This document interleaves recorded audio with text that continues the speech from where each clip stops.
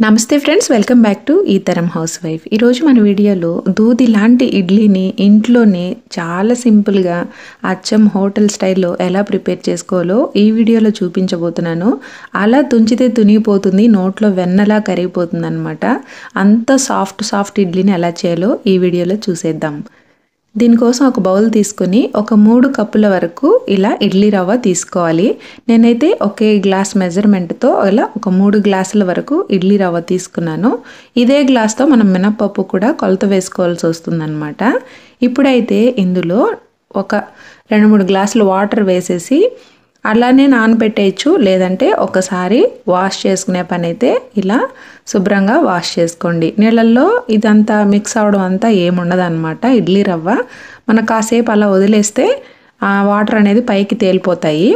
తర్వాత ఈ రవ్వనైతే వీడియోలో చూపించిన విధంగా మనము గట్టిగా పిండి వేరొక బౌల్లోకి అయితే తీసేసుకోవాలి. పైన వాటర్ ఎక్కువ ఉన్నప్పుడు వాటిని వంపేసుకుంటూ తీసుకోవాలన్నమాట. వాటర్ ఎక్కువ ఉన్నప్పుడు మనం రవ్వని ఇలా గట్టిగా పిండాలంటే అవ్వదు, మనకు వాటర్లో కలిసిపోతున్నట్టు ఉంటుందన్నమాట.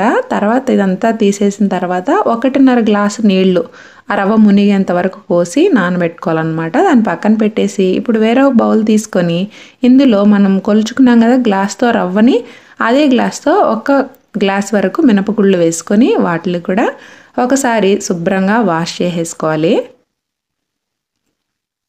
ఈ పప్పు కడిగిన నీళ్ళు అయితే అస్సలు వేస్ట్ చేయొద్దండి. వీటిని అలానే నైట్ అంతా ఉంచి నెక్స్ట్ డే మార్నింగ్ మొక్కలకి పోసినట్లయితే పువ్వులు బాగా పూస్తాయి అన్నమాట, మొక్కలు బాగా గ్రో అవుతాయి.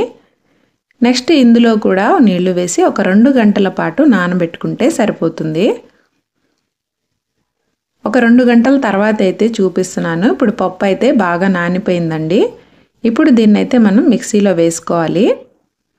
ఈ రవ్వలో మనం నీళ్లు వేసాం కదా, ఆ వాటర్ అనేది మీకు ఎక్కువ అనిపిస్తే కాస్త పైన వంచేయచ్చు. నేనైతే 1.5 గ్లాస్ నీళ్లు వేసాను, అది సరిపోతుంది నేను వేసిన క్వాంటిటీకి.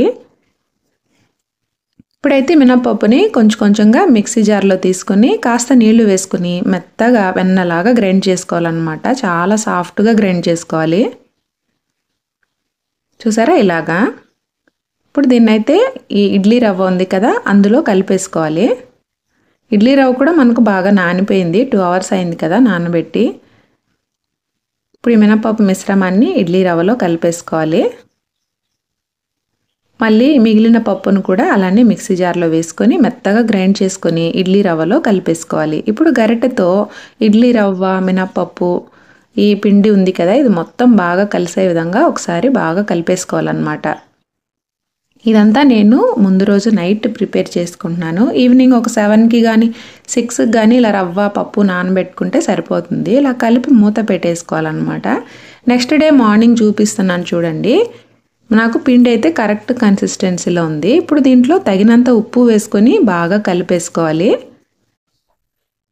పిండి ఇంకా గట్టిగా కావాలనుకుంటే మీరు రవ్వ నానబెట్టేటప్పుడు 1 గ్లాస్ నీళ్ళతోనే నానబెట్టుకోండి.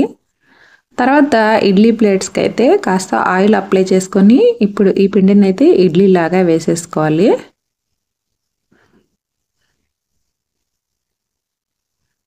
ఇలా అన్నింట్లో పిండిని నింపేసుకోవాలి. ఈ ఇడ్లీ ప్లేట్స్కి ఈ హోల్స్ ఉన్నాయి కదా, ఇవైతే ఒకదానిపైన ఒకటి రాకుండా ప్లేట్ని అయితే అడ్జస్ట్ చేసి పెట్టుకోవాలన్నమాట. ఆ హోల్స్ ఉండేది ఇడ్లీ పైకి రావాలి, అలా పెట్టుకోవాలన్నమాట. కింద ఇడ్లీకి ఒకటి టచ్ అవ్వకుండా సెట్ చేసేసుకోవాలి. ఇలా అన్నీ పెట్టుకున్న తర్వాత ముందుగానే స్టవ్ పైన 1 గ్లాస్ వరకు నీళ్ళని బాగా మరిగించుకున్న తర్వాత మాత్రమే ఇడ్లీని అయితే అందులో పెట్టుకోవాలి. కరెక్ట్గా ఇప్పుడు టైం పెట్టుకొని ఒక 10 నిమిషాల పాటు అయితే ఇడ్లీని మీడియం ఫ్లేమ్లో పెట్టి ఉడికించుకుంటే సరిపోతుందన్నమాట. మనకు ఇడ్లీ ఉడికిపోతుంది. 10 మినిట్స్ కన్నా ఎక్కువ ఇడ్లీని అయితే ఉడికించకూడదు, కొంచెం గంజిగా అయిపోతాయి. 10 మినిట్స్ తర్వాత అయితే వీటిని అయితే ఇడ్లీని సర్వ్ చేసేసుకుంటున్నాను. చూసారా ఇడ్లీ వేస్తుంటేనే ఎంత ఫ్లఫీగా ఉందో. ఇప్పుడైతే దీన్ని వేడివేడి ఇడ్లీని చట్నీతో సర్వ్ చేస్తున్నాను. చాలా సాఫ్ట్గా ఉంటుందండి. ఒకసారి ట్రై చేయండి. మీరు ఎప్పుడు చేసినా ఇదే ప్రాసెస్లో చేసుకుంటారు. వీడియో నచ్చితే ఒక లైక్ ఇచ్చి సబ్స్క్రైబ్ చేసుకోవడం మర్చిపోవద్దు. Thanks for watching.